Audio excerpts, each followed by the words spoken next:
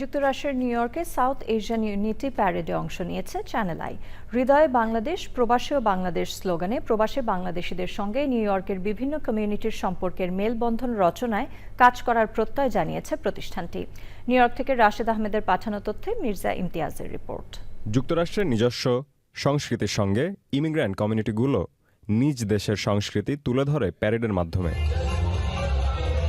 New York সহ প্রবাসে বাংলাদেশিদের সব আয়োজনে অংশ নেয় দেশের প্রথম digital satellite television channel I. এরই ধারাবাহিকতায় সাউথ এশিয়ান ইউনিটি প্যারেডের প্রথম আয়োজনের media partner channel I. New ইয়র্কের বাঙালিপাড়া খ্যাত জ্যাকসন হাইটসে বাংলাদেশ সোসাইটির উৎসবমুখর এ আয়োজনে প্রতিষ্ঠানটির স্বতঃস্ফূর্ত অংশগ্রহণ প্রবাসী বাংলাদেশি প্রশংসা কুড়িয়েছে। খুবই ভালো লাগছে, this is my first time. So এখানে এসে এই কালচারটা দেখে খুবই ভালো লাগছে যে সবার হাতে হাতে একটা বাংলাদেশের পতাকা। It makes me feel proud. We had 7-8 countries people is get together here, and we're going to be start very soon South Asian Unit Parade organized by Bangladesh Society. We're uplifting youth literacy. We're a youth-based nonprofit based in New York City, New Jersey.